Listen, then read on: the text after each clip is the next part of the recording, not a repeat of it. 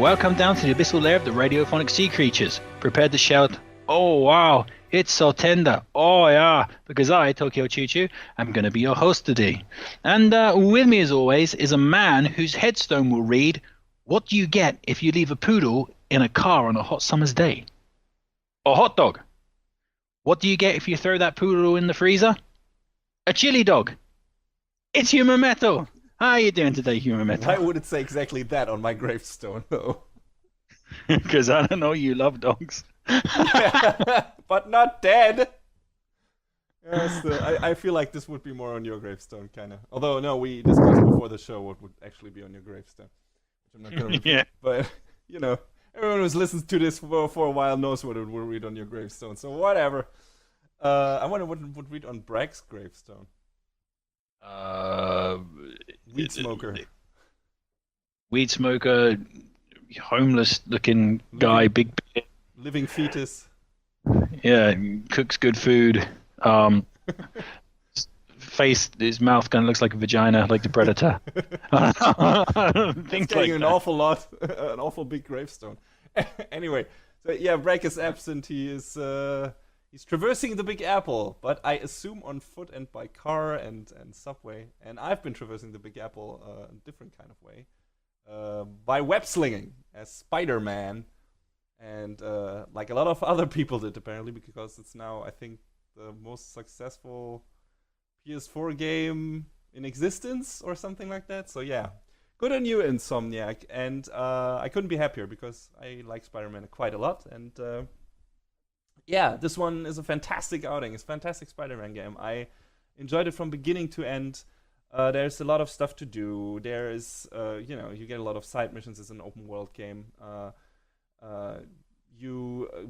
But you also have a pretty good, not a pretty good, I really enjoyed the story of that game. I thought it was a really good comic book story from beginning to end, and I like that they didn't start with the origin and everything. This is like way into Spider-Man's career. I think he's been Spider-Man for 10 years or something at this point. Way past high school, and is working for Dr. Otto Octavius. Everyone knows who that will turn into at some point, but that's actually a lot what the story is about, which is cool. And yeah, I was surprised how much new facets and character the game was able to give to some of the villains, a lot of the main cast, and even didn't see some of the twists and turns coming in that game, which I really enjoyed. So yeah, and I like the combat a lot. It's very, very Batman Arkham Asylum. I mean, that has been evident from the first video footage of that game. But it adds its own things to it, like heavily focusing on the web mechanics and the little gizmos and gadgets you get. And they all have, like, are web combat themed. And they're a lot of fun. Though I have to say, you have a bunch of different suits that get, like, these different superpowers. One has, like, for a limited time, you get super armor. One has additional arms, like the Iron Spider suit from Infinity War. One has like gives you like bonus energy or something. And wait, hang on, wait, it gives you bonus. Yeah, bonus. Yeah, exactly. Spider-Man whacks Plural. his enemy with his bonus. Yes. He's a spider. He has multiple arms, so he's multiple boners. What did you expect? Why do you think Mary Jane married him in the end? So there you go. If he's got so strong, he's really strong. I wonder one day if he's going to rip through his suit in a really inopportune moment. That's what the most money goes into. So that thing is probably like armored up, so that shit doesn't happen. Nowhere. Well, definitely. If I was Spider-Man or any one of the Avengers, I would definitely have like what's it called, like a vibranium like Nutcup or something. Yeah, definitely. I'm sure a lot of them do. Iron Man does. No, but pretty much in the beginning you get one of those suit powers you get is like a thing where Spider-Man, and it was in the trailers, jumps in the air and like shoots these millions of webs. Basically, web comes all over the fucking screen, and web comes all over the screen. That's what it looks like. Like he web jizzes everywhere, and on all his opponents. And that move is super overpowered. Like if you combine that with the right tools and everything, you can basically do that 80% of the enemies are taken out at that point, and then if you combine that with the tool that fills up your finisher gauge, where you can do like these takedown moves, for every web move you make, that gets instantly filled up, and that's how you can kill or take down all the enemies that are left. So Damn. It instantly filled up. How badass is Spider-Man's boner? yeah, that's how it is. It's amazing. It's the amazing Spider-Man boner, spider boner. Anyway, yeah. So, but it's super fun. I think I didn't expect to like the combat that much. It's super fun, just kicking guys down giant ass buildings. I mean, they don't die because Spider-Man webs them to the side of the building. But yeah, it's super fun, and there's a lot of fighting in that game because you get a lot of side missions. You get like these different crimes with different factions in the game, and then you get to do that. You can collect backpacks that have like memorabilia from Spider-Man's past, and or have some nice inside knowledge for people who are familiar with the characters. Like, I know this and whatever. And you get to see, you get to go around and take photos of different well-known New York vistas and stuff from the Marvel universe. And yeah, it's cool stuff. There's just lots of fun things to do, a good story, great combat, and the most important thing, the web slinging is amazing in this game. Like, it's like this really good combination of just, slinging, the actual, of swinging through this, through the fucking skyscrapers laden city, and doing like these parkour moves. And if you upgrade Spider-Man in that way specifically, you can do some. You never lose your momentum, and that feels really good. Like just pushing yourself from the side of a building, getting a speed boost, and then running up another building, and then swinging for a few months, and then jumping on another building again. It just feels like they were really thinking about how to make the movement feel really good, and it worked out perfectly. I love everything about this game. I really, really enjoyed it. I 100%ed it. And I heard there's going to be a new game plus.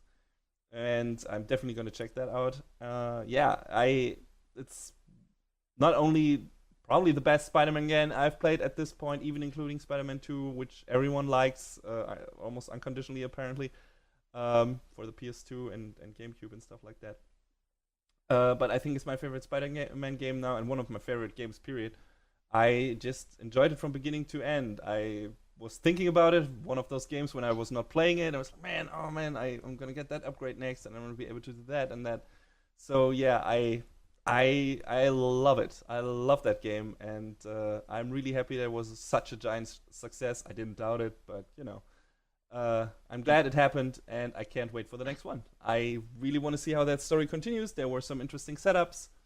So, I really hope Insomniac is going to do at least another 2, make a nice little trilogy of Spider-Man games, and then we'll see what else they will do. And what other games will fit into that universe, because someone from Insomniac said that this is supposed to be like the start of Marvel's game universe, where there's a bunch of different games from different developers, but they all fit in this universe set up by the Spider-Man game. So yeah, I wonder if the Avengers game from Crystal Dynamics is gonna be fitting into this. So definitely looking forward to all of this. I'm really happy we got a great Spider-Man game, and it looks fantastic. Just by the way, damn, that's a good-looking game, an expensive-looking game. But I've heard you've played it a bit as well. So what did you think about it so far? You've heard I've played it. You heard wrong, you metal. I haven't played it. And let me tell you why I haven't fucking played that game.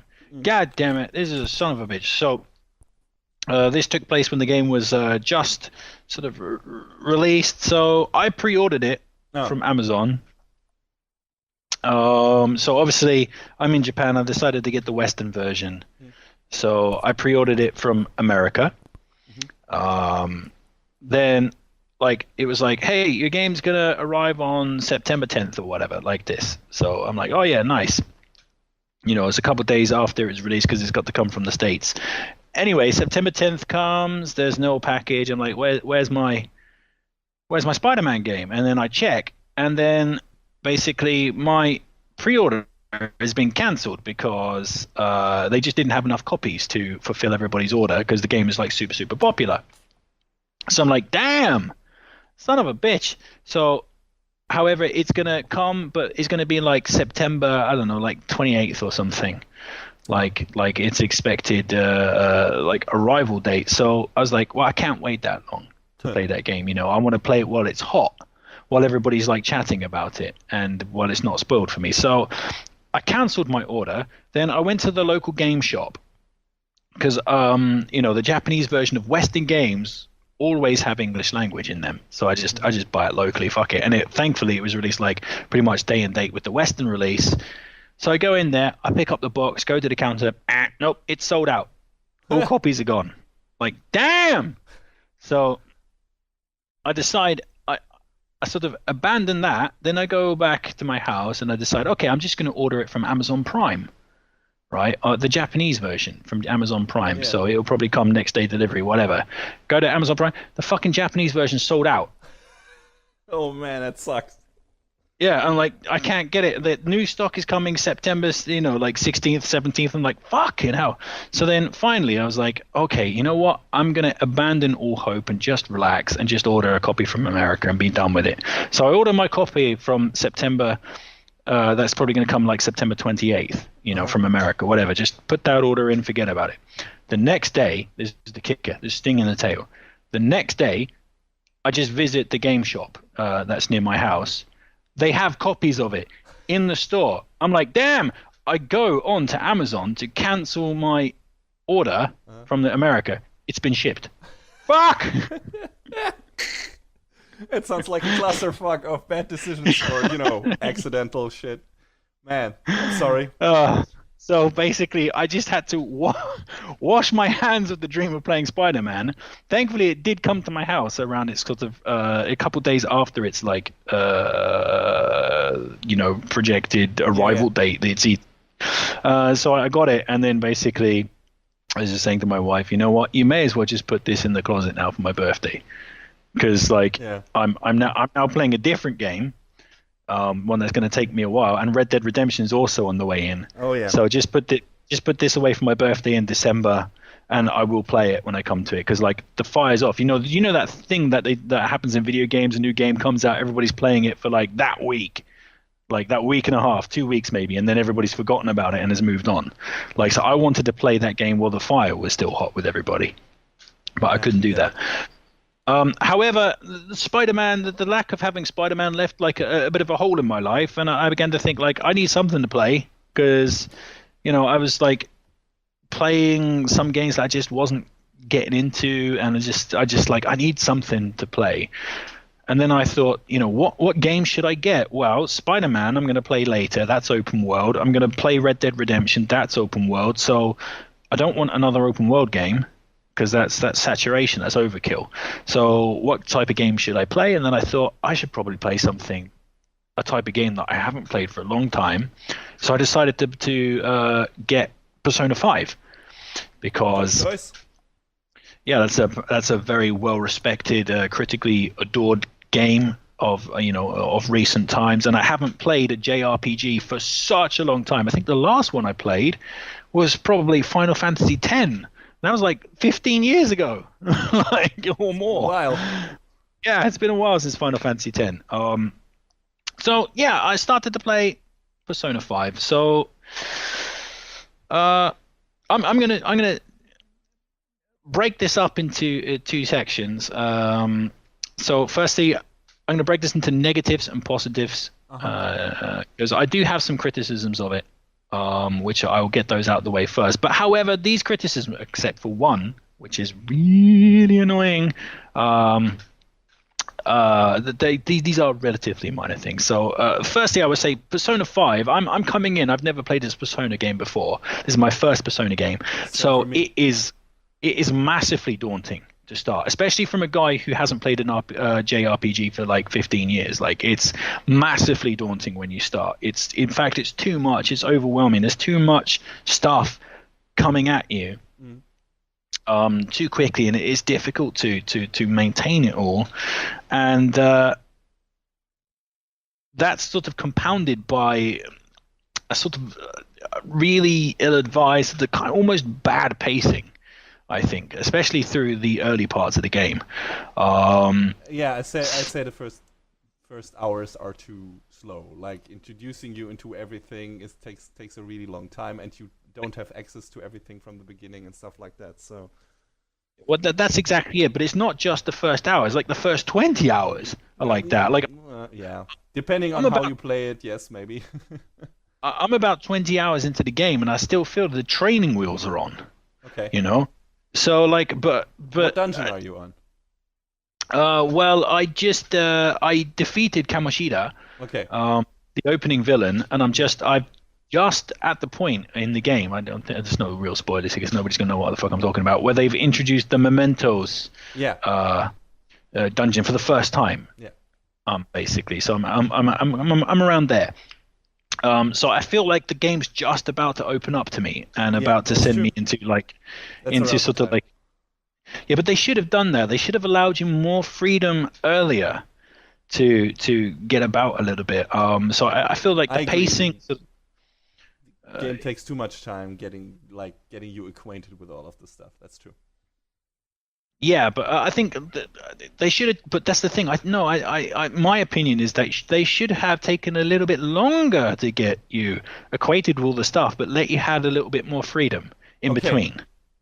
I don't know To if so they were able, to breathe. if they would have been able to do that, because then you would have even more the feeling of, okay, this is overload, Mm, and they were afraid you would be stuck in a rut with limited access to certain things and full access to other things, and then getting stuck on one thing and doing that without continuing the story.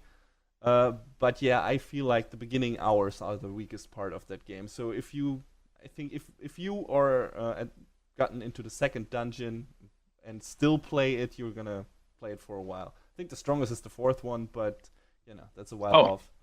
But oh no. the second is already good. So So as I've been saying already, like these are yeah. minor quibbles, except this one, which is a major one. Now this pisses me off. This pisses me the fuck off. You can autosave in that game. That's fucked. Like Oh, yeah. the saving in that game is really really annoying because like that's a game where if you don't have 2 hours to sit down and play, don't even bother picking up the controller. Yeah. Like it's Yeah, it's true. It's not a short in betweener game. Definitely not. no, and I appreciate that, and I'm very happy with that. But the I think these days an autosave needs to be in the game because I've been fucked by the lack of autosave. So today this is like proper burn into my memory because today I was playing before work. I had like 2 hours. I decided, okay, I'll play some Persona or whatever, and then I saved it, in the Velvet Room or whatever. And then I got sort of pulled into this sequence or something, and I was playing for about 40 minutes, and there was no save point, and my time to go to work was coming, and I was panicking, and it just wasn't coming. I just had to turn my PlayStation off. I lost like about 40 minutes of gameplay, and that's just like if they had a quick save or something like a simple quick save function where you just come back and it just deletes the save or whatever for emergency situations like that, everything would have been gravy. That game would have had no problems. But that's a major issue for me, like having to really be aware It's that very it's very old school JRPG in certain regards when it comes to some of the mechanics. Some of the mechanics are really cool and new, but some like the saving system is like, okay, Jesus, let me save. Especially not only if you're short on time, I have to go. If you forget to save, there can be in certain parts in some dungeons there can be an enemy that out of random does one string of attacks that completely obliterates your party, and if you forgot to save, you will lose a giant amount of time. So definitely, always save. That's oh yeah one of the best recommendation I can make of the game. Like, get used to just saving every time you're close to a save point. And if you like leveling up or went a few somewhere to check for a treasure or something, just to be safe, go back to the save point and save. Just maybe even if it takes a little bit longer, but definitely save as often as you can. That's the best thing I Well, can say. I'm already aware of that. I definitely do that. Like anytime I enter a save point, anytime I go hunting for treasure and there's a save point near us, I just take the extra 5 seconds and go back to that save point Yeah. just in case, because you can fast travel from them anyway. Yeah. So those are my quibbles with the game. However, except for that save point one, they are minor quibbles because yes, the game is fantastic. It's great. It has great characters. It sort of makes you like the characters in your team, and it really makes you despise the villains that you're fighting against. I think. Yeah. So I think there was a really good minor spoiler alert for Persona 5, I think, but it's in right at the beginning anyway. So the first villain is this guy called Kamishita, and it's kind of setting up the process and of the general thing of going into their heart and changing their personality or whatever.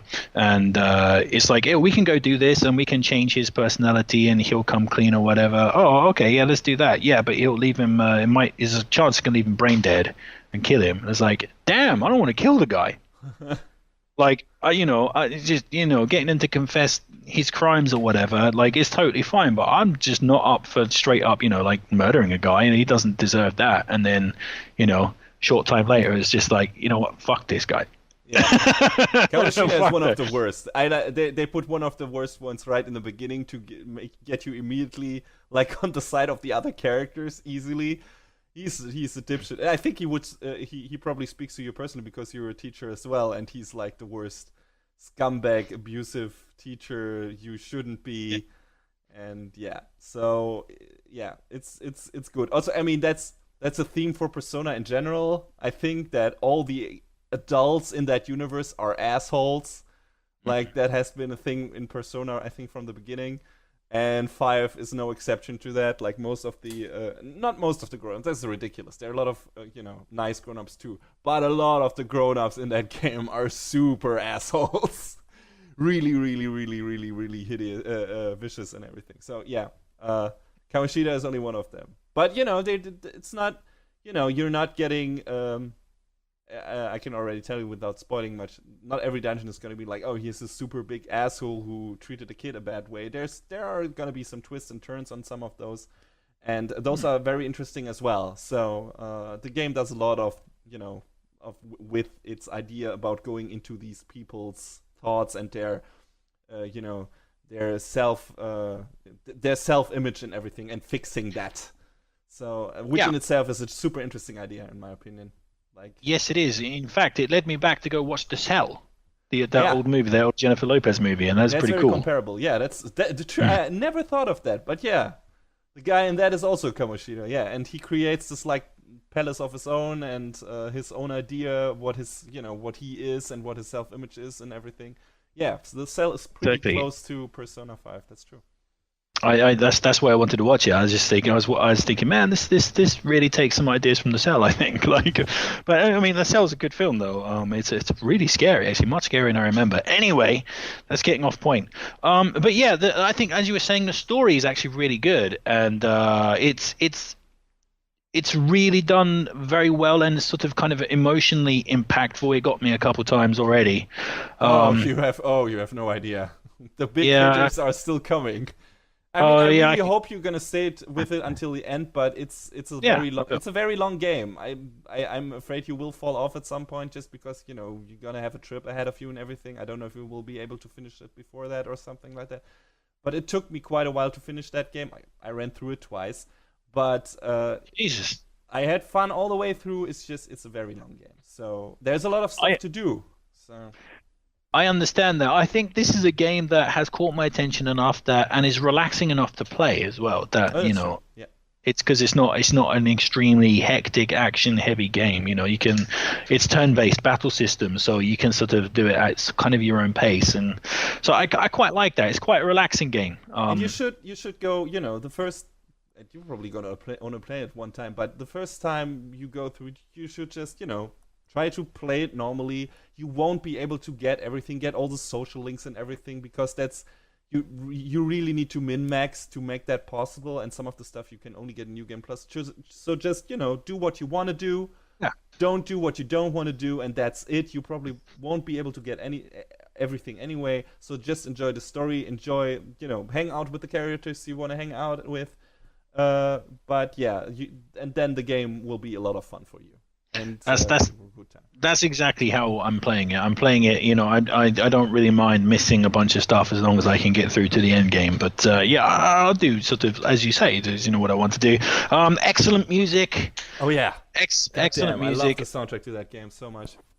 I just every time I get into the Velvet Room, like I just want to stay in there for just like a couple more minutes than I have to, because I love the main, the slow traversing theme that plays a lot beneath the mask that you hear all the time. That really was one of my favorite video game tracks from that year, because it's just so, I don't know, it's so nice. I made that my ringtone to wake up in the morning because it's such a soothing way to wake up, in my opinion, and it works really well. So it's like, oh, thank God, not everything is horrible. So and I really like that they put little variants in there when it's raining or not and stuff like that. So yeah, I love the soundtrack to Persona 5. I think it's one of the best video game soundtracks ever.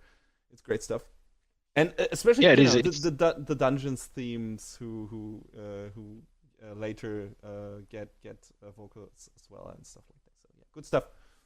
Okay, yeah, that's really good. Obviously, the visuals are fantastic. Obviously, the actual graphics is sort of almost dated, I guess, but it doesn't matter because they're sort of pushed through this type of flair, the way that all the menus come up, and oh yeah, the style is amazing. Yeah, the style is more than the actual graphics themselves. The style is like really incredible, and the way the screen will split the show. Yep. Sort of like comic book reactions of the characters and stuff. That's really badass. So I just think it's great like that. I don't know if you can see it, but I got a little Persona. Oh wait, what? No. Oh, little Persona smartphone thingy where. Oh, that's cool. Where it's like it moves the screen and everything, and you get some of the characters. So that's how much I love the fucking game. Well, be prepared to be jealous, Human Metal, because on Tuesday I went into the 7-Eleven near where I work, and it was full of Persona 7 merchandise. And Persona 5, yes, Persona 5, 7-Eleven, Persona 7, Persona 5 merchandise. So I was like, damn. On Saturday, I'm coming back here with some money. Yeah, like I'm getting myself some of this Persona stuff. I'm wondering where you'll end up on. What's his name? Oh shit! How could I forget the cat?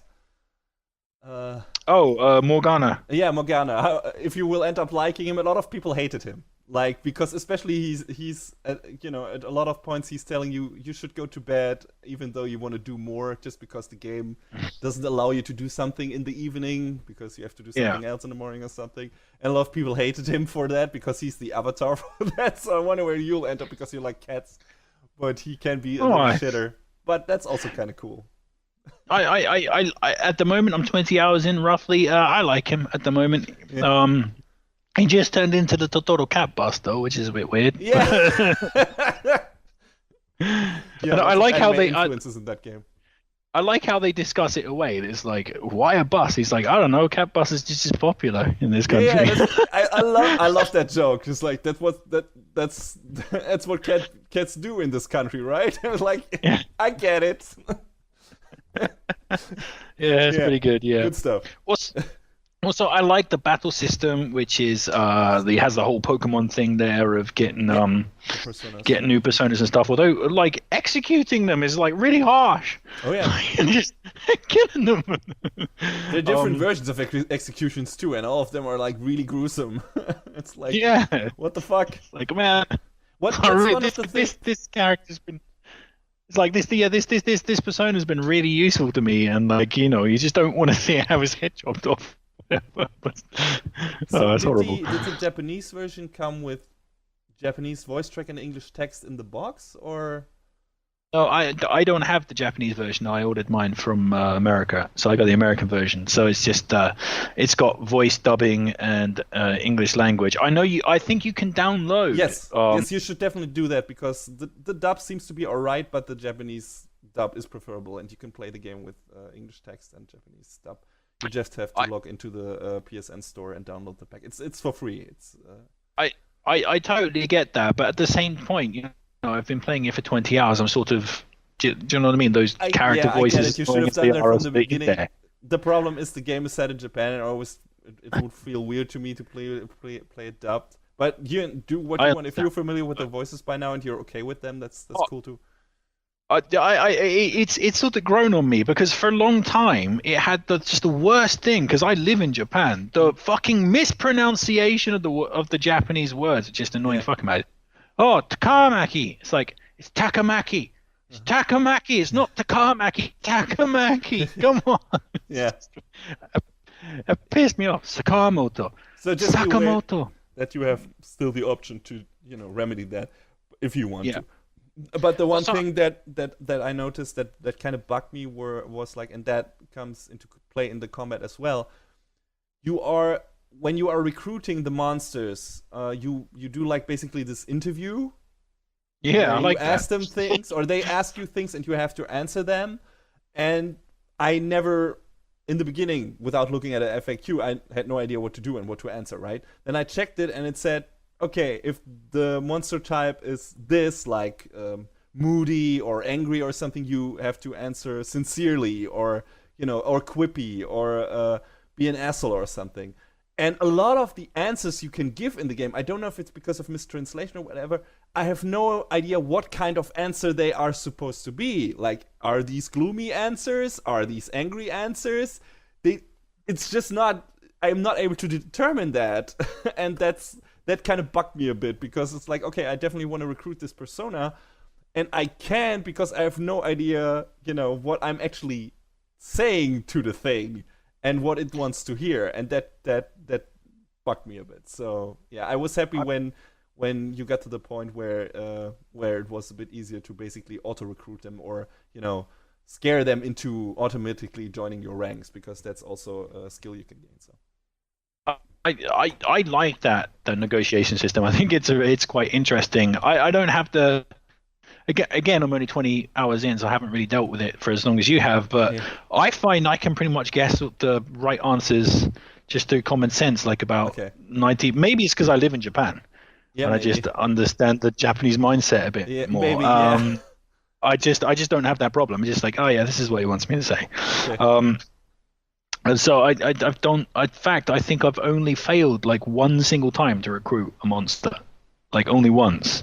And I was just like, it was something about wanting Worcester sauce on your curry, and then I got it the second time. It's like, ah, yeah, that's a spicy curry. Of course, he's saying he wants something spicy, like, but. So I never really had that, but the battle system itself is excellent with its knockdown system, and it's it's planning your strategy so you can get the most optimum knockdown and stuff like that. And I especially love when they all join together and thrash on the monster, and then you get like this little ending screen with whatever character executed that, that combo attack, and it's like posing into the screen. I think that's really cool. yeah, I like that too. So you can get the all-out attack, trying to optimize your thing, and also Yeah. using setting up your tactics to use like technicals and stuff, and also paying attention, and thinking about when the enemy's like specifically staring at one particular person, you're like, damn, that gives you little cues that you should definitely be guarding now. Like so. Yeah. Before literally a literal nuclear bomb goes off. So yeah, I'm really enjoying it. It's been a long time since I have enjoyed a JRPG like that, that much. That's caught my attention like that. So yeah, I think at the moment I feel like I could go all the way through this game because the story has me pretty invested, and I'm enjoying it. So and I'm looking forward to seeing where the next Persona dungeon is going to come from. So we'll see how it pans out. It's got Red Dead Redemption coming, like this fucking That's gonna be a monumental problem. but like I think what I will probably do is try to finish up Persona and then head into Red Dead. When So is I'm Red Dead 2 coming out? I don't know. It's this month sometime. It's You got to will be in not the. be able to. Yeah, I will. I don't Maybe. think so. Good luck. I hope you will, but I don't think so. Although, no, I'm gonna be on Red Dead Blackout for a bit and try to get. Besides, at the moment I'm in this weird thing where at the moment I can funnel in some serious game time. Okay. So I'm planning to funnel in some serious hours into Persona. I wish you the Um, best of luck, and I hope we can talk about Persona 5 again once you've finished it. And I want all to hear your right. thoughts on the ending and everything and how the story wrapped up, because I was really happy with that. I God had, damn, this yeah, this podcast is really weird. I'm like reading the notes from a previous episode, and I literally have read the sentence, "Just dick pooped out your gonads." yeah, sounds right. Yeah, that sounds accurate. Radiophonic Sea Creatures, people, welcome to the show. and with that, we'll move out of the shallows and into the depths.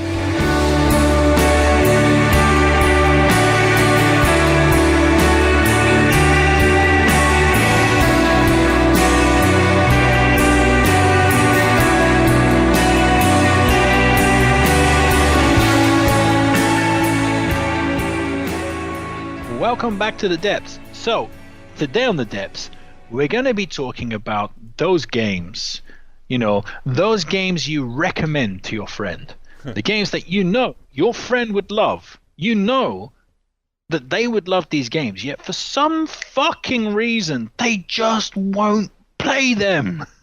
Like, it's a really frustrating situation. We have it on this podcast sometimes with Human Metal. I mean, if you listen to this podcast, the amount of times that Brack and I have recommended Human Metal Red Dead Redemption is beyond counting. And it's like movies as well. You have a friend, you're like, oh man, you got to watch this movie, and then they're like, yeah, and you're just like, man, you'd love it, you'd love this movie, and then somehow the more that you tell them that they'd love it, the more that they don't want to watch it. It's like, and then in the end, it's like they're just not going to watch it to spite you. Yeah. I got it with Brack, because I know Brack would love Gary Glenn Ross. I think he'd find it absolutely hysterically funny and would just love the shit out of it. But he's just like steeled himself against it just because I've recommended it to him so many times that he's just like, nope, I'm never going to watch that film. Just to fuck you. I mean, that's a choice too, right? So. Yeah, of course. I mean, and sometimes it works the other way. I remember my brother repeatedly recommending me, what was it, Transformers Dark of the Moon or something, and saying, oh man, this movie is so good. It's not like the other Transformers movies that made me feel like a kid. And for a long time, it's just like, dude, I'm not going to watch that film. I have no interest in it. It was like, oh, you got to watch it. So eventually I was like, okay, you know what? Fuck it. He's got a relatively good track record of movies. I will watch that, and I got a bucket of popcorn, and I put that movie in, and it was just like, this film is wank. Yeah. What the fuck are you talking about? Like, yes, sometimes it just doesn't work out. Weirdly enough, that new Bumblebee movie looks kind of decent from judging from the trailer. So, yeah, I wonder. Oh, well, yeah, I'm not gonna lie, I'm never gonna watch that. Like, the Transformers series has burned me. Yeah, it's like burn me once. It's like entertain me once, okay. Burn me once, burn me twice. Yeah. It's like, I'm just out of it. But anyway, Human Metal, we are going to talk. We are specifically going to point out games that we should be playing, and we probably haven't played. So let's get into it. So first, Human Metal, let me pose the question to you: why have you not played Breath of Fire 4? Well, I think it came out pretty late in the life cycle of the PS1, right? I think you might be correct about that. Yeah, and I'm not sure it came out in Europe anyway. Was it? You did. It definitely came out in Europe because I played it in Europe. Somehow I completely missed it. Also, I was not yet super big into JRPGs at that point. I think I only played the mainline Final Fantasies on PS1. I didn't really, stray from the path. Well, Xenogears, I guess, and Parasite Eve, but it's still Square only. And yeah, I haven't played any of the of the Breath of Fire games, so I was not really invested in the franchise. And yeah, then that console generation passed, and going back to old games I've never played, that almost never happens for me, except, Chrono Trigger was one of those rare examples where I went back and actually played a Super Nintendo game I've never played before. And I really enjoyed it, which should tell me something. But, Breath of Fire 4 just wasn't up there. I've seen screens of the game. I think it looks great. but it's not. It's that's it. It's like there's so many other games that have ranked higher for me in terms of I want to play that, and Breath of Fire 4 was just like, okay, that's an old game that seems to be good, but I've got other stuff to play, so yeah, that's why I've never checked it out. All right. Well, let me try to assuade and persuade here. So, Human Metal, the reasons you should play Breath of Fire 4 is, frankly, it is one of the best JRPGs I've ever played in my life. Probably, I think, up until playing Persona 5, it might well have been my favorite JRPG of all time that I've ever played. So, as you say, it looks beautiful. It's just got this kind of like 2D over 3D, simple 3D backing map type of visual aesthetic that is timeless. It just doesn't get old. It looks beautiful. It looked beautiful then. It looks beautiful now. The music is absolutely perfect. Go check out the soundtrack to that game. It's just track after track of just perfect video game joy. Excellent soundtrack. But the thing that makes that game really special is its cathartic, lilting sadness.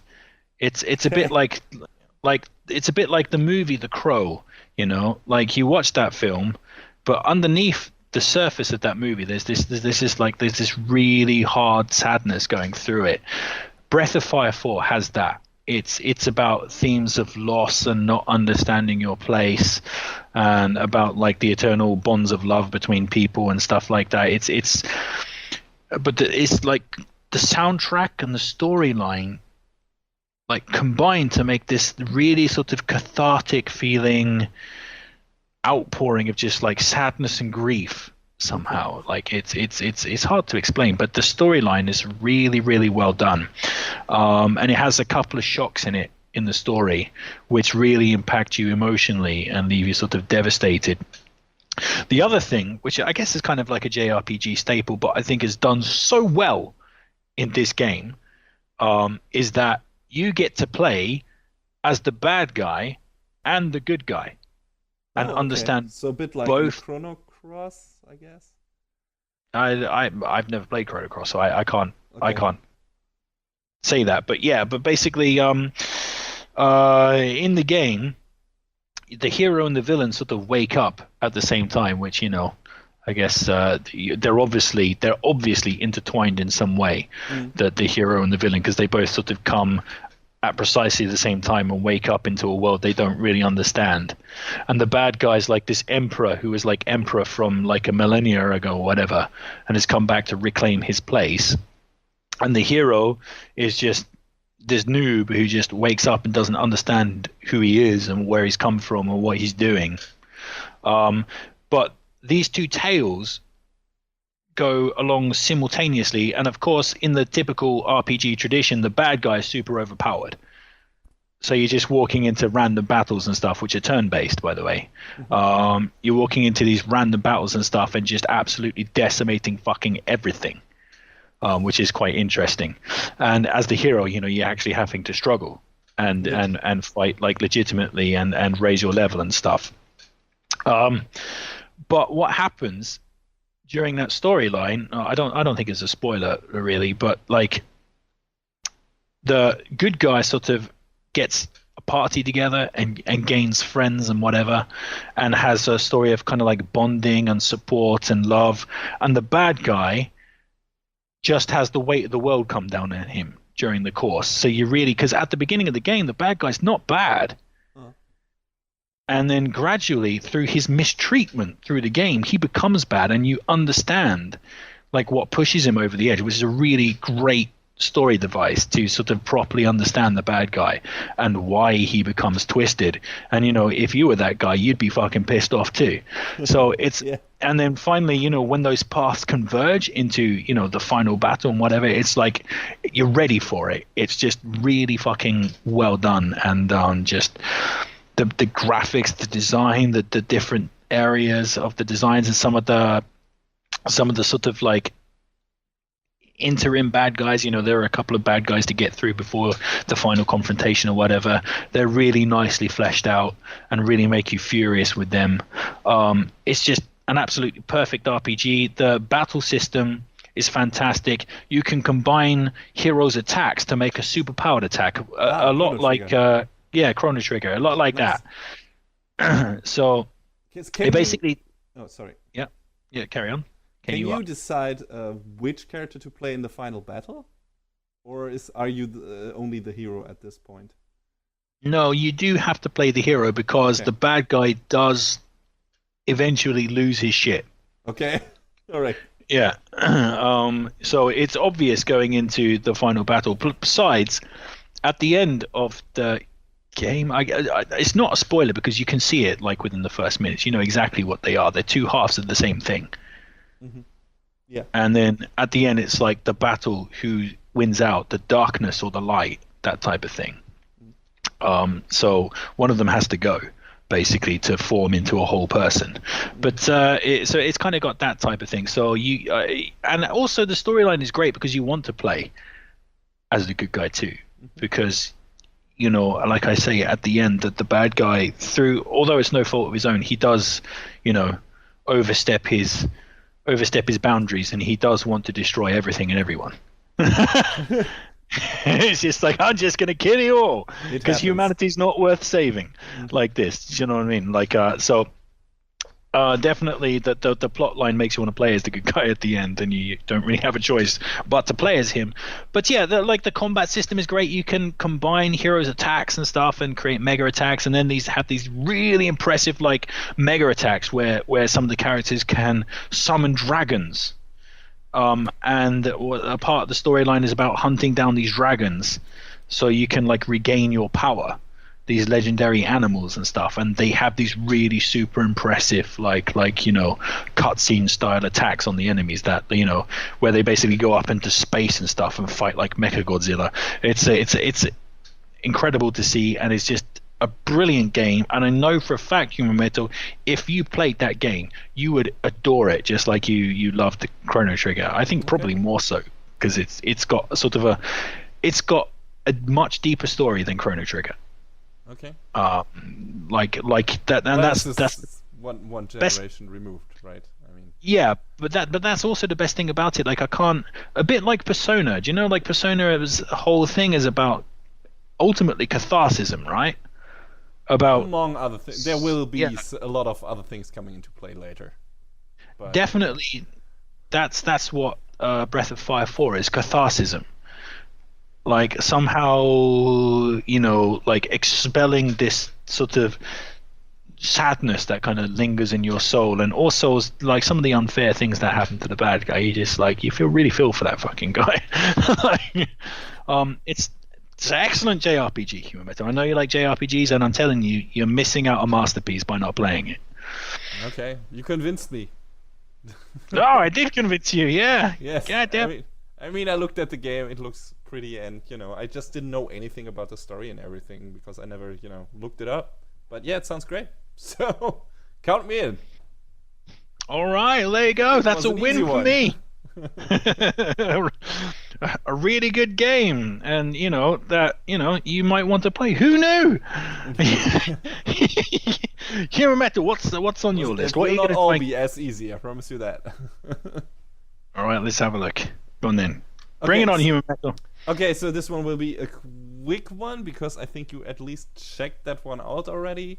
So yeah, I know you like Aliens, the franchise. You like Predator. Mm-hmm. So have you played the Alien vs Predator arcade game by Capcom? Staying with Capcom from Breath of Fire 4.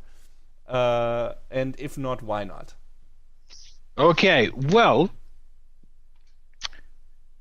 I have played the Alien vs Predator Capcom game, I think once.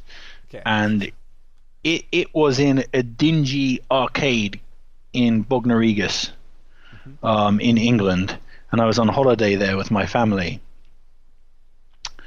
And I saw the game, and it was the last day of my vacation, and we just visited like the arcade, and then that was there, and I hadn't seen Alien or Aliens at that point. However, Alien and Aliens is weird for me, so that was a film that I always wanted to see because all my friends were banging on about how great Alien and Aliens were, and Predator too, of course. However, I was with a family that, my family just didn't let me watch 18 rated films. So I was shit out of luck. So all my friends were talking about all these awesome films, and they used to draw pictures and stuff. And then my parents actually let me read the novels of the films, but refused to actually let me read the films. So I was like into Alien and Aliens and Predator before I'd actually fucking seen those films. So of course you can imagine my amazement when I found this arcade machine in this dingy sort of, like arcade in Bognor Regis. So I just stuck my 20 pence in and played it. And just like, oh my god, I want to get some money and just come back here and just like play the shit out of this, and then we had to go home. And I literally never found that game ever again in my life. Why did you not revisit it on an emulator or something? Because I'm not really sure. That would be like the main emulators, right? And I'm not really sure how to set those things up. I mean, do they have a specific emulating software or something? I mean, I know how to do the NES and the SNES. I even managed to figure out the Sega Saturn one. Okay. But I haven't really looked into how to do the main ones. Are they easy to do? I think at this point it's pretty easy because you just can get RetroArch and then say please download a core for arcade games, and then find the ROM of that game somewhere and play it. It was a bit more tricky at some point, but I really recommend you to try and do that. Especially if you can get, I don't know, a friend over or play it with your daughter or something, because that's one of the most fun co-op beat-em-up brawlers I've ever played. I think it's, up there with Capcom's best. It's up there with Streets of Rage and, the classics, Final Fight. And, it's Quick note: Streets of Rage was not Capcom. Yeah, that's what I mean. I named that first because I think Streets of Rage is better than Final Fight. I want to say Final Fight first, but Streets of Rage is better. So I agree. Yeah, so there you go. But yeah, Capcom has done a lot of these side-scroll brawlers aside from Final Fight, who are really good. And I think this one is their best, probably just in terms of what you can do and character difference and everything, because you got a lady with a knife. I forgot what her name was. I think Aki Ross or something. No, that was a woman from the fucking Final Fantasy movie. What the hell? No, I forgot her name. But she's a military person, has like this knife. And then you can play actual Arnold Schwarzenegger, Dutch. But he has a bionic arm with a giant he has a giant bionic arm in this. And that's amazing. He can pile drive aliens. And the Predator 2 that we never got. Yeah, exactly. And you get two different kind of predators you can use, one warrior and a hunter, and they play a bit differently respectively, have a few different weapon sets. And it's super fun. It's basically a side-scroll beat-em-up brawler. You've seen it, you've played them. You have to battle your way through a bunch of different alien types. And it's a pretty, for those kind of games, it's a rather long one, but there are a lot of different varied stations. You get to play through jungle, alien mothership, different laboratories and everything. So there's a lot of thing. It's a pretty basic story going on of typical evil corporation trying to use the aliens as weapons, and the predators and the humans bound to get combine their forces to destroy the alien hordes, as it's supposed to be. And this is the most fun I had with the combination of those franchises. The movies were Alien vs Predator movies were not really good. I mean, hit and miss. The first one was alright, I guess. The second one was really bad. But the game is super fun, and I think it's just a great co-op experience. It's just fun, credit feeding that thing and running through it, just fighting a bunch of aliens, tearing them apart, dismembering them, and just fucking blowing everything up with the shoulder cannon from the Predator. It's a lot of fun. It's just a fun game. I think you should, maybe if you get a chance, try to revisit it and play with someone who would also enjoy that. It's it's a fun game. I don't know how complicated it would be for you to set up an arcade emulator, but I think it's worth it just going through that game. I wish Capcom recently released a beat 'em up bundle for the current consoles, which has a bunch of their lesser known beat 'em up games aside from Final Fight. Captain Commando is on there, the Battle Circuit, Knights of the Round, like, some of the things that never actually made it to console up to this point, which is a lot of fun. And I was like, man, I wish the Alien vs Predator arcade game wasn't there, but I guess they didn't get the license, or maybe they're holding out to have a big gun for maybe a second beat 'em up bundle. Maybe if you want to wait for that, I don't know if that bundle was a success. Maybe that will come down the road then as well. But I definitely recommend this one if you like Aliens, if you like Predator. This is one of those things. I like both of those franchises. When I played that for the first time already, and I had a blast. I was like, oh my god, this is the thing I dreamed of. Like, I wanted to, play a badass Predator and just fucking tear aliens apart for the entire thing in a nice beat 'em up. And that's what I got. So I definitely recommend that game. In terms of side-scroll beat 'em up, it's probably one of the best out there. So yeah. Yeah, well, obviously, I think I'm an even bigger Aliens and Predator fan than you are, Human Metal. Probably. So I think so. So just as a franchise, from a franchise point of view, that's obviously right up my alley. But my question to you is, which is better, Aliens versus Predator, the arcade game, or Teenage Mutant Ninja Turtles: Turtles in Time? Ooh, that's difficult. Ooh, it's really tough. You got a lot of movement options in both games. I think the stages in Teenage Mutant Ninja Turtles, Turtles in Time, are more interesting and more versatile. I mean, they're versatile enough in the Alien vs Predator game, but they're just more interesting to look at just because of the theme and the time travel stuff in the Turtles game. But aside from that, I think they're on pretty equal footing. Wow. So that's high. That's pretty damn high praise for a side-scrolling beat 'em up. You could say, the action, the normal combat in the Turtles game is maybe a bit more interesting in certain parts. But then again, in Alien vs Predator, you can also pick up different kinds of weapons. You even get to play around with Predator weapons and stuff like that. And you also have some limited combo abilities where you can do air juggles and stuff like that. So it seems even a bit more advanced than what we get in Turtles. I think Turtles is more easier to pick up and have fun with, and Alien vs Predator maybe has a bit more depth in it, and a bit more diversity in terms of actual combat mechanics. Maybe no super moves though, which again is a plus for Turtles. We'll see. I think the plus and minuses on both games even each other out. I think they're on pretty equal footing.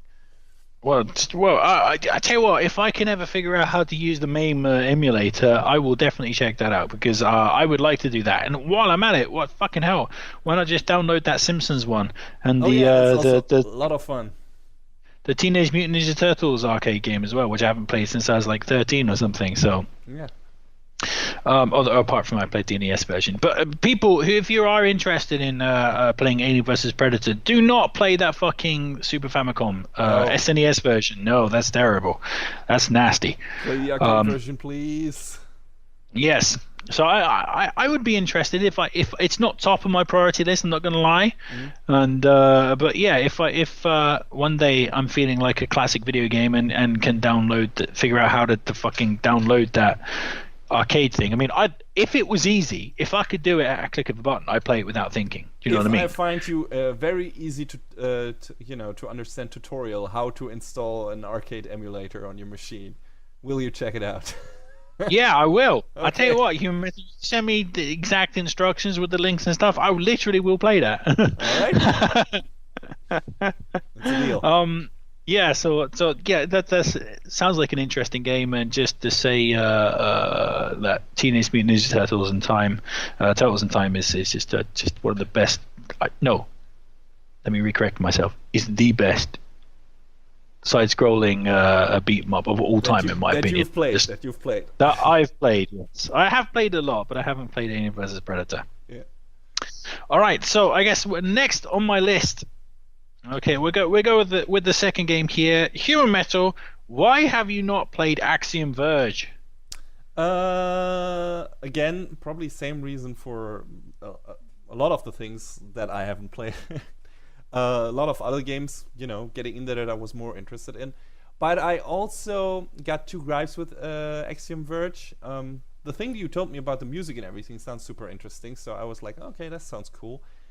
But I don't really like the look of that game that much. It's got like this weird combination of retro style or weird retro style that I don't like as much, with copying tiles from Metroid that that should fit in the NES game, but also trying to go SNES in certain parts, which looks a bit weird to me. Also, the color palette of the game is really toned down, browny, earthy colors, a bit bland for me. Maybe what I've seen of it, I don't like as much as I expected to. That's I guess that's a problem. The visual style, I'm not too fond of it. And then I heard, I think you've said that yourself, that the story really sucks, and that that wouldn't be a problem if it didn't take as much of a prominent part in the game, which it apparently does. So yeah, that's a problem. It's like, okay, if you got a lot of story in your game and that isn't good, that's not a reason for me to play it. And I think the other thing I heard, which is not too much of a problem for me, but I don't know, it's not an incentive to play it either, is that there's a lot of even for a Metroid game, there's a lot of backtracking in that game, or you being able to get lost in certain parts because it's not as clear to know where you have to go. It's a very big Metroid type game. So yeah, I wonder how much of that is true, and how many reasons are there to try it out regardless. All right, so here you go. This is why you should play. So firstly, I'll address the story, the story aspect of it. Yes, you're quite correct. The story is total bullshit. I don't even know why it's in there. Why did they bother? It's probably worse than you think it is, because actually, yeah, it is. I know I'm trying to convince you to play the game, but it's probably a little worse than you think it is. But no, the amount of it is actually not that bad. Actually, it's not like. It's not an RPG or anything. It's like there are only like certain intervals where you get like a small cutscene or something. But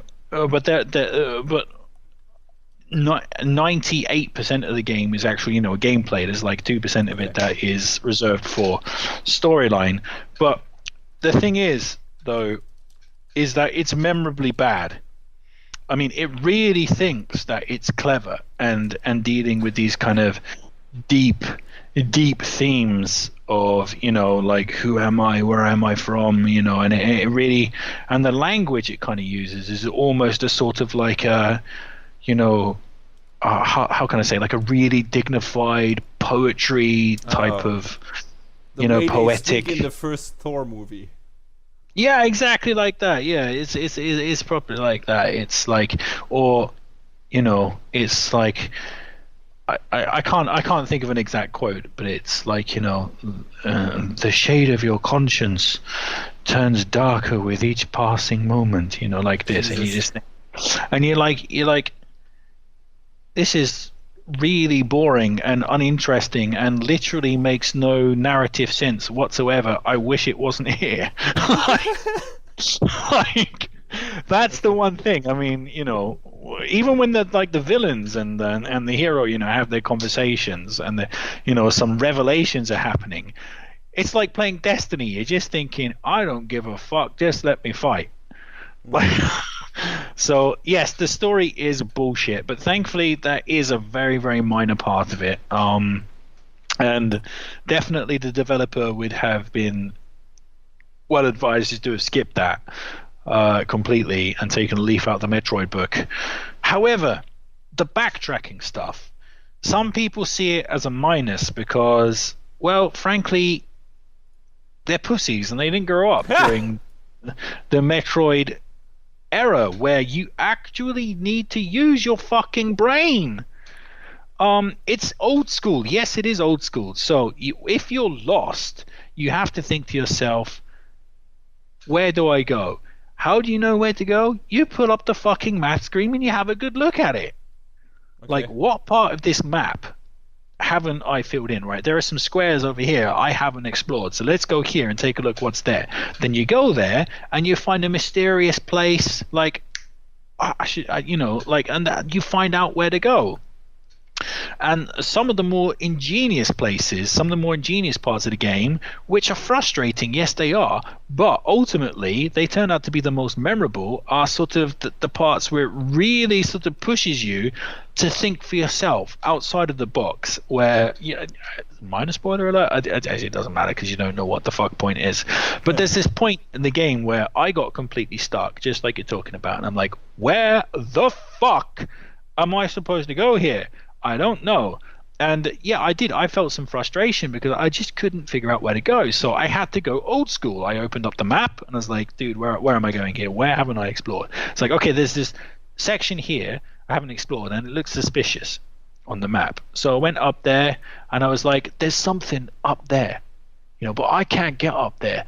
How the fuck am I supposed to get up there? And eventually the solution to that was I had to throw one of my devices up in the air.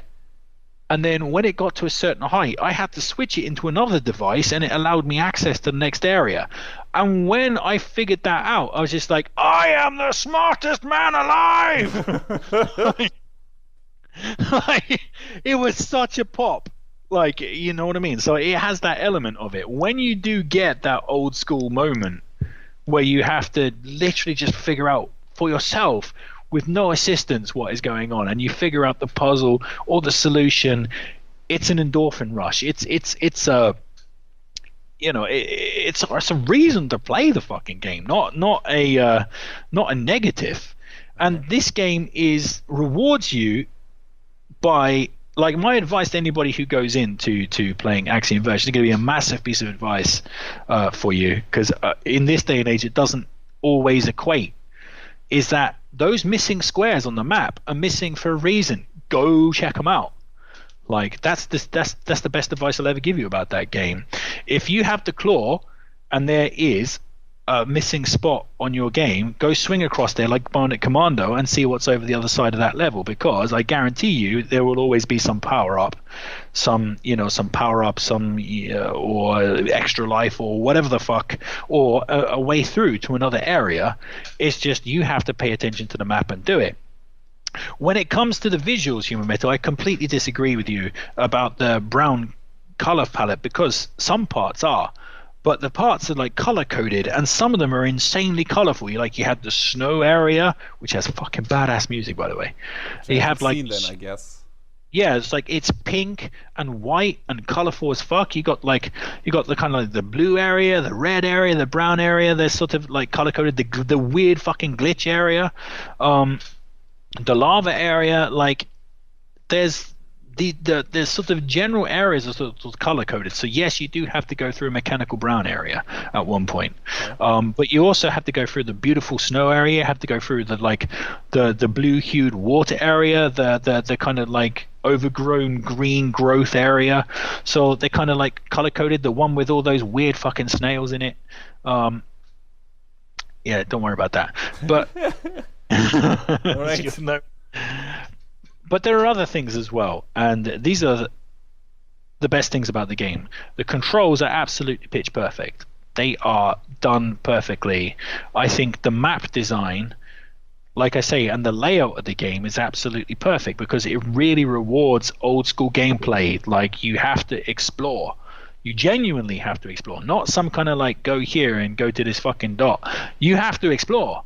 You have to go out on yourself, on your own sort of recognizance, and figure out shit for yourself. It really doesn't hold your hand whatsoever. I know that pisses people off in this day and age, but it really is satisfying. But occasionally it does, a bit like Metroid Zero Mission, it does occasionally show you a dot to head towards, a sort of a semi-goal. The bosses are fantastic, and just like most bosses, they usually have their own tactics to beat them, their own weapons, their own weak spots. Sometimes it is just, let's just fucking fill this guy full of lead and avoid bullet hell. But a lot of the time there is a specific weak point you have to figure out, or a specific place in the stage you have to stand to be maximally protected at certain times during the boss's attack or whatever. So it really kind of works like that. And just in general, just is a really fucking memorable, fantastic game. And when you finished it, it's one of those games that you just think, damn, that was a brilliant game. I'm so happy I played this. Like, that was my feeling. And I would say it ranks up there with some of the better 2D Metroid games. That's why you should play it, Human Metal. Okay. Well, I gotta be honest, it's even though all your your recommendations and everything sound good and all that, I still would rank it a bit lower than in terms of I want to play this than a lot of the other games, just because there's a lot of stuff coming, and Mega Man 11 is on the corner, and I'm willing to try it out, but it's just not that high on my list because of the few gripes. The story stuff is a bummer, and I might check it out. It's not completely like I'm not like, oh no, I'm never gonna check this out, but it's just not that high on my list. It sounds, just the gameplay thing sounds really good and really satisfying. I might get it on the Switch, and if I, am on vacation or something, it sounds like a good game to play on the Switch maybe, and then get some mobile time in. So yeah, that sounds like a good idea to get into that game maybe at some point, because then it doesn't have to get into competition with the other big console games that I'm playing when I'm at home. So one last piece of food for thought, Human Metal. In 2014, we've been doing this podcast a hell of a long time now, but in 2014, Shovel Knight was my game of the year. Yeah. In 2015, Axiom Verge was my game of the year. Mm-hmm. That's how good it is. It was game of the year for me. It's awesome. There you go. Anyway, right. Convince me, Human Metal. What's next on your list? Well, what haven't I played that I should play? Probably the most obvious pick everyone who has listened to this podcast before can imagine. Choo-choo. Yes. Why have you not played Okami? Because it's a Zelda ripoff, and I played enough Zelda in my youth to just get bored of the Zelda formula. Like, okay, there's more reasons than that. Okay, so that's a GameCube game, first and foremost. No, is it a GameCube game, or was it? Originally. Yes. Okay, PS2 game, excuse me. But that's the thing. It was from that generation of consoles, right? PS2, Dreamcast. Now, for me, that was a tricky period. So that was a period where I entered a sort of transient lifestyle, and I don't mean that as in homeless, although I literally was homeless at points. So that was the point where my life revolved around travel for as long as I could, come back to England, earn enough money to go traveling again. So I owned nothing, basically. I lived in pretty much an empty apartment. And I sold pretty much everything that I ever had, including all my video games and stuff. And I just didn't play video games for around about, I think it was 2 or 3 years or whatever. And I think Okami just fell in that gap right there of the time when I just wasn't playing video games. I was just more, there were two things that were important to me. It was traveling and getting laid. That was it, Not much and has changed. Well, yeah, but video games are back in the fold. I remember for a long time, hilariously, I was just like, you know what, I'm done with video games. I don't need to play video games. It's a child's thing, whatever. It's just, I did that when I was young, and now I've grown up, and I don't need it anymore. And then I remember my brother came out to Japan, and he was like, oh, I want to buy a PlayStation 3. And I was like, oh, yeah, okay, we can probably find, a cheaper one here than in England. Ironically, it wasn't cheaper. There's this thing about Japan that everybody thinks we have really cheap electronics, but no, they're not. So don't come here looking for cheap electronics. You won't get them. But anyway, he was like, he plugged it into the TV, and I was just like, oh, yeah, I haven't played a video game in years. And it's and then he gave me the controller to MotorStorm, and I was like, fuck, I gotta get me one of these. And that was the end of that. That was the end of the video. The end of the video game embargo. So and since then it's probably been full force. So I love video games, and was mistaken to abandon them. But that's why I didn't play it. But also, I generally since then in the modern age, I played Zelda games and they didn't really iterate very much, and they were very samey. Ocarina of Time was amazing, but then you had like what was it? The next one, Majora's Mask, right? Which iterated and was a decent game as well. Don't get me wrong, but it didn't change that much. And then you had Wind Waker, which was also decent, apart from all that fucking sailing around gathering the Triforce bullshit. Yeah. And then you had like Twilight Princess, which lost me. That was too much repetition. And since then, I played Darksiders, which is kind of like a game that took the Zelda formula and did something else with it. And it's just like, I don't know, man. I've had enough like crawling around dungeons, figuring out puzzles and dealing with bosses that generally are killed with the weapon that you get in the dungeon that you're exploring in. So at that time, the formula just wore me down. But much like JRPGs, in maybe the possible defense of Okami, I haven't played a game like that in a fucking long time now. So okay, then let me try to incentivize this to you as someone who at least at some point really liked Zelda games, because I think Okami is probably, aside from maybe the grand stands out like Link to the Past, Ocarina of Time, the best Zelda game out there in my opinion that is not featuring Link and made by Nintendo, and does a lot of things even better than some of the other Zelda games. I think, okay, you're not that fond of dogs, or you're more of a cat person, which also might play into that. But still, Amaterasu is incredibly likable main character, be it though not really having a character herself, just like Link pretty much. She's like, you are supposed to be the guy who steers that, and the guy who actually narrates the story and is like the protagonist, kind of is her assistant a bit, or it feels like it. This weird flea called Isun, who in the beginning is a bit annoying because you can't off the fucking noises he makes when he talks. I don't know if they fixed that for the PS4 version, but in the beginning, like in the intro narration, in general, maybe turn down the volume.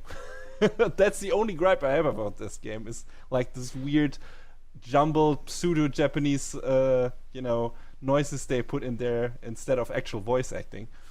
But those two just going through the world and having this adventure, and it's such a fucking well-crafted world that fits together with this visually interesting paper cut style. Everything looks like these, what are they called? Ukiyo drawings? I'm not sure.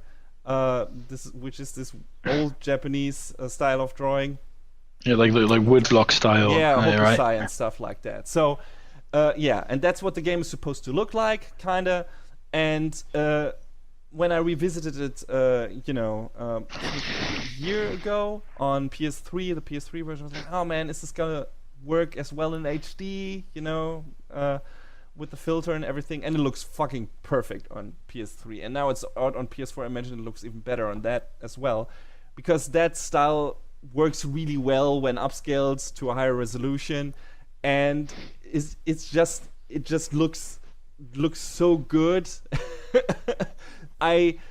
It's such a distinct visual style that it works really well with the higher resolution, that I just instantly got pulled into the game again, into the game world. Like, this is such a cohesive vision that works really well, that a lot of the Zelda games didn't pull off. Like, everything in that game looks like it fits into that world, even to the weird styled faces of the characters and everything. They looked like they jumped out from these kind of paintings, and it's fantastic. And it oozes such a weird, somber atmosphere in the beginning that you can't quite put your finger on, and you're like, oh, okay, I don't know what this is supposed to make me feel, but I don't know, it's really interesting. And then the further you get into it, you're like in a daze playing this game at certain parts. It's like, oh my god, this thing opens up, and it looks great, and it sounds great, and the soundtrack is fantastic, and it's just just the world crafting, the visual style of this game is reason enough alone to play it, in my opinion. Because every time you stumble into a new territory, a new part of the map, new part of the game, there's something, a giant lake opens up before you, and it's this really neat cell shading papercraft style that looks just great. And it's like, oh my god, I want to explore this. I want to see what is hidden in this world, and this game does that so well. And then, of course, there are a lot of mechanics in this game that are interesting. You got the actual combat mechanic, which is a bit more advanced than your typical Zelda, at least when you compare it to the older Zelda games. Of course, you got your blocking, you got your attacking, you can jump and everything, but you also got the drawing mechanic, where you can basically like draw a line through enemies and slash them with that, which is an important part. And you can do specific combo mechanics with that.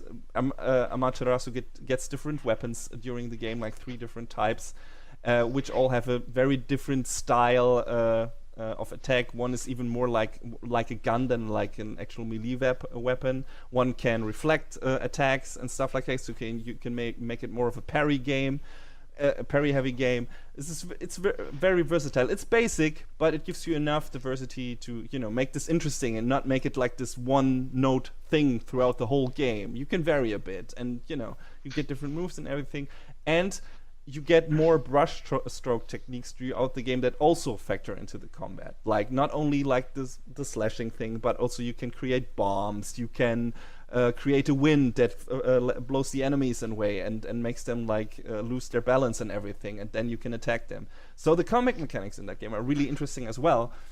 And yeah, it's just everything that comes together in that game works really well. The style, the music, the visuals in general, the combat mechanics, it all feels cool. I even think the story is pretty cool.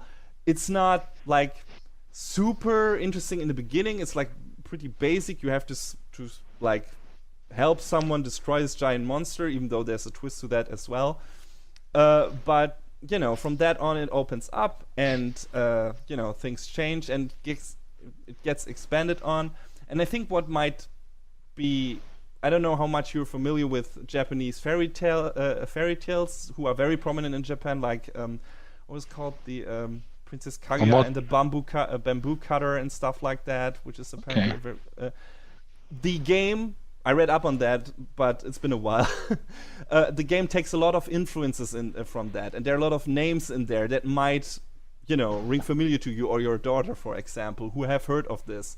And turns that into something and makes that into something that is very Japanese and very very personal to that game, and that you haven't really seen or I haven't seen in any other games, especially in that genre.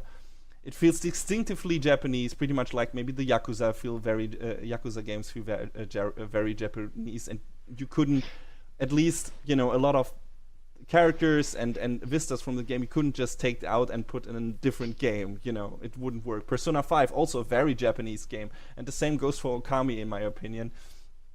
And it just realizes that really well and put you in this kind of fantasy Edo period, I guess. And it's just, I just feel like there is not really anything like it. You could say, okay, it's a Zelda ripoff in certain parts maybe, but again, I think it does some things better than Zelda does. Moving around is really cool too, with Amaterasu, and just the world is something in everything that it does is something that Zelda, in my opinion, never really did or attempted, and it just feels cool to be in that world, and it oozes just this amazing atmosphere that I really enjoyed. And I enjoyed it when I replayed it. I enjoyed it from beginning to end. I thought it's really fun. And yeah, I cannot recommend it enough. And it's easy to access. It's on every fucking console right now. It's on Switch. It's on PS4. It's on Xbox. It's available easily. It's cheap. There is not really, if you have a remote interest in this kind of Zelda-esque genre, I think it's a kind of crime to never having played this one, because I think it's one of the best ones. I can understand if you say like, okay, I'm done with Zelda games, I'm done with that formula, I'm just not interested in that anymore. But merely like skipping on it because you think it's just another Zelda game, that's a bad decision in my opinion. If you don't want to play it because it's a Zelda game, because no, I just not interested in the genre anymore, that's alright. But if you say, okay, I don't think this will do anything different or better or more interesting than Zelda does, that's not a good reason in my opinion. I don't know what you think about that, but please tell me. Well, I have a question for you. Yes. How difficult is that game? Not at all. There is one or two bosses maybe. Also another thing, that's also where the formula changes a bit, because you don't really get a weapon in a specific dungeon and have to use that on the boss. You have your 3 sets of weapons and that's it. And you have to figure out how to beat the boss best with your brush techniques that are also not, or all factored into the boss and everything. So aside from maybe 2 bosses, maybe the final boss and one before that, it's rather easy in my opinion. It's not super easy. It's not like it's, oh my god, this is like a cakewalk all the way. But I think it's got a very, very well balanced difficulty curve in my opinion. Just at the end, 1 or 2 bosses might be a bit more difficult. Although to my replaying, when replaying it, one of the bosses I remember having a lot of trouble with was much easier than I remembered him. So yeah. So there you go. I think it's acceptable. Well, that's good, because I'm not really a fan of massively difficult games. I have to say, it's inspiring to hear you talk about the game. It does make me want to play it much more than I have before. But the simple problem is the same problem as you. It's like I'm looking at how much time I have to play. Yeah, I guess through the end of the year, and it's just it's like for me, it's like Persona 5, Red Dead Redemption, Spider-Man, done, for this year. And it's like how ultimately it's like how much do I want to play Okami versus how much do I want to play those games, and it's the simple thing that Okami has to take a step back, I think. Here's the thing. It's like I said, it's at least over here it's pretty cheap at this point. I think like 20 euros or something. My recommendation is just get it into your house. And if at some point you have you are at this moment where I don't know what to play, I don't want to get into this game yet or get into this thing, and then just Okami sits there on your shelf. It's like, and you're like, maybe I'll take a look at Okami, and then you play it, and maybe you get pulled in. I don't know. It's just a recommendation. Try it out. Maybe one of your kids will pick it up before you, and like, okay, it's got a nice little doggy on the cover. Maybe check this one out, and then you see them playing it, and it's like, oh, this looks really good and cool and fun. So maybe try it like that. I don't know. Yes. Well, you know what? I might do that. I will consider. Although there's always the point that it might come on PS Plus at some point. Sure. True. That might happen. I think it's especially likely. If it's so cheap that could happen. Yeah, it's a likely PS Plus game, so I'll hold out for a little while. But it definitely, if that game comes on PS Plus, that's the first ballot. I'm gonna play this style game. It's like has been released this year, so if it's coming to PS Plus, maybe next year, I assume. Yeah, for me. It's not a game that will go maybe outright and buy, but it's a game that I would assume would probably come on PS Plus. And if it does come on PS Plus, instead of just assigning it to that PS Plus gravesite that you have, that the games that you have in your library, but you're never going to play, like a fucking Day of the Tentacle and stuff like that. Like if Okami comes on PS Plus, I will play it. Like I will play that game. In fact, do I have Okami on the PlayStation 3? I don't know. I don't know. Was that released on PlayStation Plus on the PlayStation 3? I'm not sure. I have to check it out. But yeah, basically, the ultimate answer to that is that's not a game that I will go out and buy, but if it comes on PS Plus, I will play it.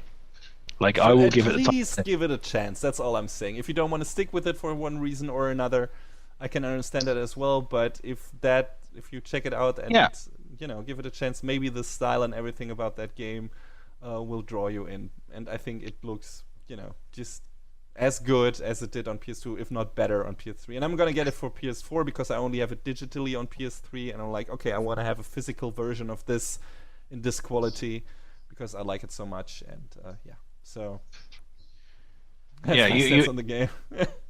you won't appreciate that when your PS4 dies and you're left with a copy of Okami that you can't play. But alternative, but aside from that, New PS4. So that's kind of how it breaks down for me. Like, if it comes on PS Plus, I will play it. However, I'm not quite willing to spend money on that, which is completely eliminated for my next game because you just don't need money to play it, and I don't think you even can buy it anymore. But damn, Human Metal, eBay, and this probably. is but I don't want to. Man, it must be expensive as fuck on eBay. Oh, yeah. But let's come down to the ultimate recommendation, a game that I know for a fact that you would fucking love and just flip the fuck out for. Like, why have you not played Dragon Force Human Metal? I've never on owned a Sega Saturn. I've never owned a Saturn. I've never owned a Sega console before the Dreamcast period. So there you go. And that was on the Saturn. So of course I have not played it. And until now, I wasn't even aware of the game, even back then. And until I started listening to the band Dragon Force and got where they got their name from, I have not heard about this game. And it's like that. It's the same for you, I guess, with Alien and Predator. It's like, okay, I don't know if there's a good Sega Saturn emulator out there. And I'd have to try to find a ROM of the game and everything. And do I want to do that? I don't know if the game is worth it. I don't know anything about that game. It looks like a strategy RPG. I don't like strategy RPGs. And aside from Valkyria Chronicles, but that's it. And I'm like, okay, why? There are so many other games. Why should I pick up this one? This doesn't look that different from other things, and I'm not sure I would like this, and I don't know if it's worth the hassle. So that's why I haven't checked it out yet. All right, let me rectify that. Firstly, it runs completely perfectly on the emulator. I've played it and finished it on the emulator. So how do I convince you to play Dragon Force? Well, let me tell you. Firstly, it is, in my opinion, one of the best games of all time. It's one of my favorite games ever made in the history of games, and okay, it hasn't lost a step. It's as good now as it was then. It's lost nothing. It's like DuckTales on the NES or fucking like Teenage Mutant Ninja Turtles, Turtles in Time. It's just timeless. It could be just released now in the modern era exactly how it is, and it would just be perfect. Because simply the graphic style is perfect. It's all to do with like the 2D handmade sprites and stuff, and the anime cutscenes with those beautifully drawn pictures or whatever, and the fucking the text boxes or whatever. It's beautiful. It's beautiful to look at. It's visually, a really magnificent looking game in a 2D style, which makes it timeless. The music is absolutely incredible. Some of the best music that you'll ever hear in a video game. It's beautiful. Tunes that really worm into your head and just stay in your memory. So the point that you were talking about, is it a strategy RPG? Well, yes, it is, but no, it isn't. Because can your characters perma-die? Like, can your characters die and you cannot revive them? No. Okay, that's good. They can't. That's good, because I hate that in strategy RPGs. They're like you get to a specific point at the you're like 90% through the battle, then one of your characters die. You cannot revive them, and they're gone from the game for good, and you have to start the whole battle over to try to get them through the battle safely. I hate that about strategy games. So at least some of them. No, they can't perma-die. However, they can be caught by the enemy. Okay. And basically, they'll rejoin the enemy. Yeah, you can rescue them if you redefeat them. But it's really annoying in that game when you have this general that you love and you've ranked up a lot, and then they get caught by the enemy. whatever, because you lose a battle, and then you go and you basically defeat that enemy and you get them back as your prisoner, and then they just won't join you again. Because they go to prison, and you have to convince them, you have to talk to them and say, hey, do you want to join me? And they're like, no, fuck you, I'm not going to join you. It's really annoying when you've had a general that you really like and they just won't join you. It's like, dude, I loved you, you were like a brother to me. But the thing is with this game, what you need to understand is that this game is piss easy. It is piss easy. Okay. There is no challenge almost whatsoever. So that's the thing about Dragon Force. That's a good thing, though. It is a good thing in the best way, because this is a game. It's like really hard to explain. It's like what the qualities of it. It relaxes your soul somehow. It's like one of those games. When you've had a tough day at work, you come back, you get the controller, it's like these beautiful visuals, this beautiful music. You sit down, you say, hey, you know what, I'm going to just take a load off, I'm going to play this for an hour just to unwind after work. You look at the clock and you've been playing for 6 hours. It's like, damn! It's addictive as fuck. Like, it really is addictive. Like, it's intense, the like addictive nature of that game. You know, it's just one more castle. I can just take one more castle. Just organize these armies over here and just tighten up my defense on this front or whatever. And like I say, before you know it, the entire night has just flown by. And that's not a bad thing, not in a bad way. Well, it might be bad if you need to be up early for work or whatever. But they're basically, until the end of the game, when the sort of the main bad guys start making problems for you, and you have to head into like the end battle with the dragon warriors and stuff, there's not actually that much challenge. It's pretty much piss easy, and you can pretty much use brute force to just barrel your way through the game, but somehow it's just incredibly pleasurable and addictive to do so. And the storyline is great, and how it works is you have this kind of map that's kind of linked together by all these paths, and then you go from castle to castle and expand and attack the enemy's castles. And then if you win, you know, you can take over those castles and you capture the enemy's generals. Sometimes they'll join you, sometimes they won't. When you win a battle, you get extra soldiers for your army. And that's one of the other pleasures about Dragon Force. The strategy in it is very simple, because it goes into a 2D plane, and you have to like basically just choose your strategy from like a menu. You know, do you stand fast? Do you split the enemy, or what formation do you choose? And then you basically play the battle and see how everything works out. And you can send these like Hadoukens, like special attacks.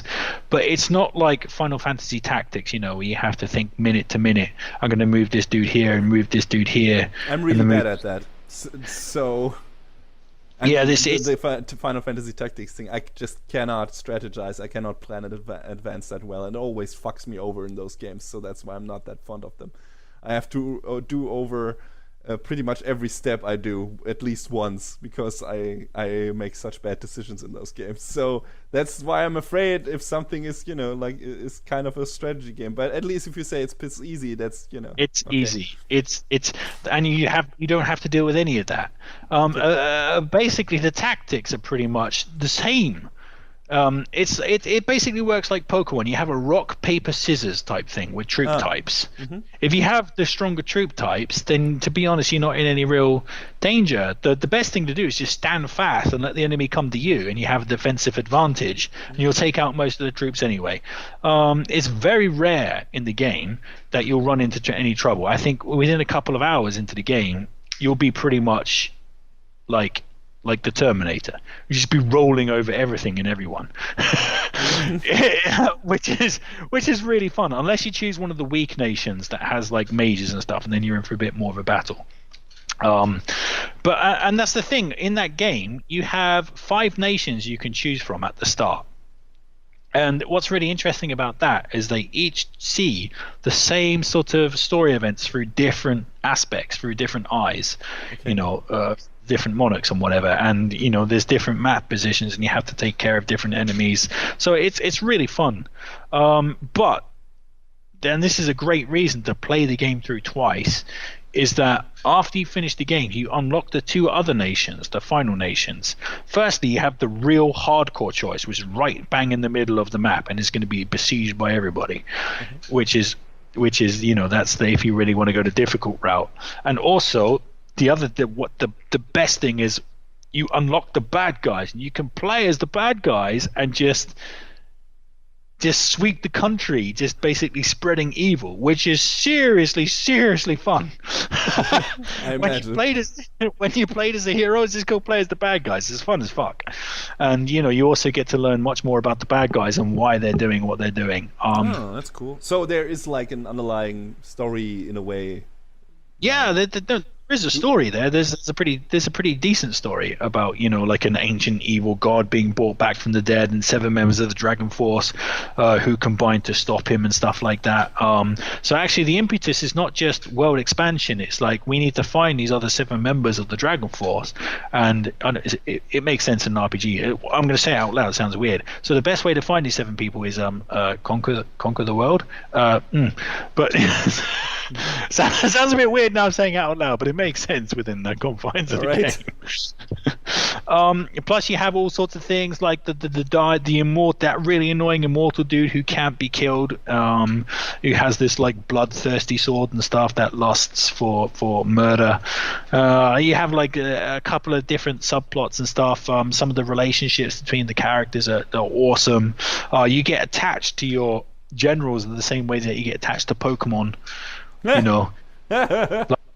Like the mainstays of your army become the mainstays, and they don't always have to be the main guys either. You just like random guys that you find, like become your guys, and it's really fun to have like it's like Empire Strikes Back as well, in that you have a group of guys over here. You have those 5 guys, who in your mind have become friends or whatever, and they do everything together. And on the other front, you have another 5 guys, another kind of like team that you've set up, doing something else together. And it kind of like, do you know what I mean? It sparks your imagination of these different people on different fronts doing different things, combined with the graphics and the music and just the way it just relaxes you, it just pulls you in and just eats time like a motherfucker. Like, it's just great. It's absolutely fantastic. Hasn't lost a step. My daughter loves it as well. To let you know how good this game is, my second daughter, my youngest daughter, is called Junon. She's named after a character in Dragon Force. That's how fucking badass that game is, that I named my kid after a character in it. So Human Metal, have I cinched your mind to go download a Saturn emulator and at least give that game a fucking try? Because I promise you, if you do, son, that's gonna rock your world. Okay, yes, but I would say I would play Breath of Fire 4 before I play Dragon Force, just on the virtue of it, you making a stronger case for that, just in terms of the duality of the main characters and how that story flows together sounded a bit more interesting to me. Dragon Force sounds like a lot of fun, and I'm replaying Final Fantasy VII on emulator right now, so I'm already deep into that anyway. And it probably won't be much of a hassle to download the right course for a Saturn emulator and get that running. But I'll probably check out Breath of Fire 4 before I check out Dragon Force. But it's definitely not off the table. Yeah, you already have a PlayStation emulator, right, to play the. So Breath of Fire 4 is a very simple download procedure for you. Definitely go do that, because I promise you. Here's a good example for you. I like Breath of Fire 4 way more than I liked Final Fantasy on the PlayStation. Like, way more, significantly more. Okay. It's a more minor game. It's not as famous, but it's just, in my opinion, it was just the better game. But anyway, there we go. So, hey, that's our recommendations for each other. But hey, Radiophonic Sea Creatures Orders, if you have recommendations for us, if there's some game that you hear Human Metal and I talking and myself talking, you think, damn, you bitches, you need to play that game. Well, just send us your comments, and we'll say, I'm not playing that. No chance, no way. Directly. Fuck it. Yeah, all of you bitches, go play Dragon Force. I don't care if you play Grand Theft Auto or fucking like Call of Duty 24/7. Go play Dragon Force. It's awesome. And with that, we've come to the end of this week's visit to the ocean floor. Please join us next time you catch a case of crabs, and then ask yourself, who the fuck put those crabs in there, and why did they throw it at you?